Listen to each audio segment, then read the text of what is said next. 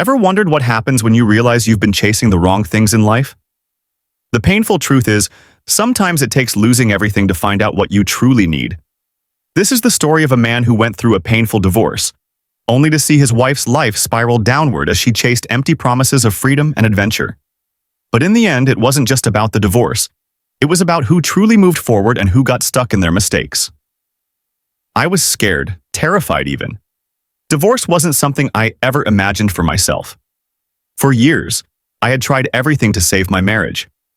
I changed who I was, bent over backward, and sacrificed countless pieces of my own happiness to make things work. But when it came down to it, nothing seemed to be enough. One evening, Kathy called me. I answered, expecting a confrontation, but instead, she told me she missed me. The words hit me like a punch to the gut, and for a moment, I thought there was a chance. Maybe we could fix things. I asked her if she wanted to reconsider. The papers were already ready, set to be filed the next day. There was no turning back once those were signed. She hung up before I could get another word in. The divorce went through.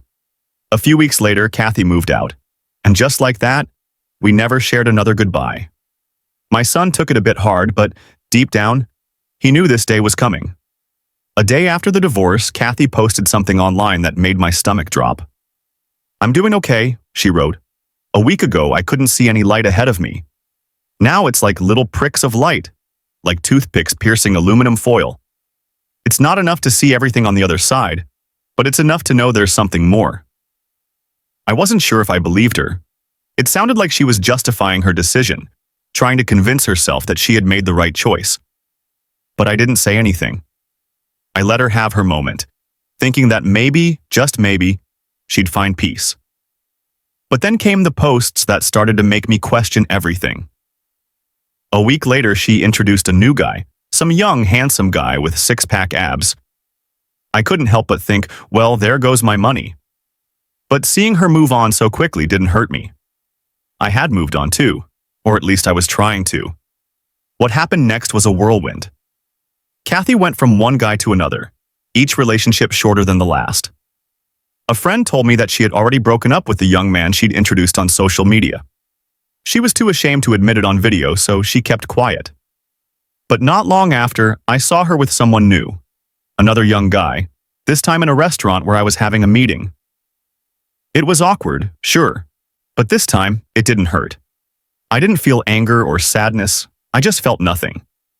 She had made her choice, and now, she had to deal with the consequences.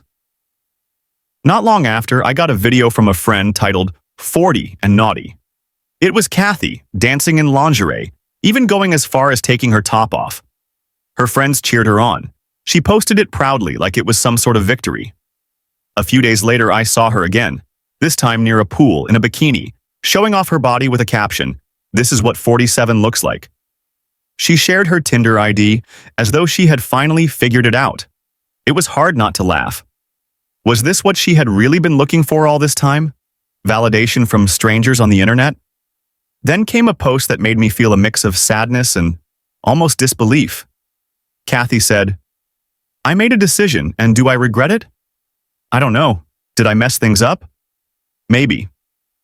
Today, I think about my marriage and realize it wasn't bad. My husband loved me, and I screwed it up. I'm a mess. I want my old life back. I lost my husband, my friends. I just want to go back."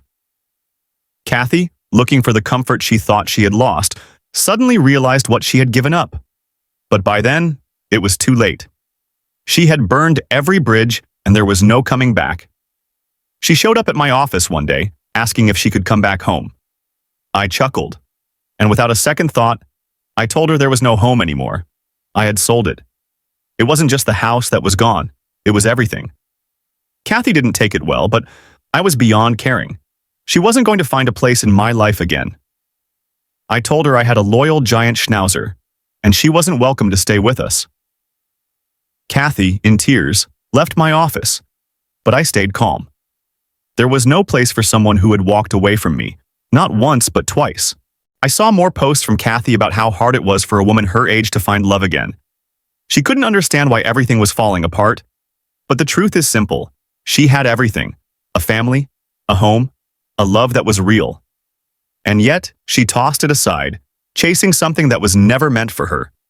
The lessons were there for both of us, and only one of us learned them. I was moving on. I had my son, my business, and my loyal dog. I didn't need another woman to define my happiness. I would be content, soaking up the sunshine, surrounded by the people who truly mattered. Kathy, on the other hand, was left with nothing but a trail of broken relationships and the illusion of freedom. I may never marry again. I'm in my 50s and I don't see the point. But my son will carry on my legacy, and I'll make sure he's ready for the day he takes over my office. I'll be there, watching him take the reins while I enjoy a peaceful life. If you've read this far, I appreciate it. Life teaches us hard lessons, but it's up to us whether we learn from them. Sometimes the hardest decisions lead us to the most fulfilling lives. And if you found value in this story, don't forget to click the subscribe button. It'll mean a lot.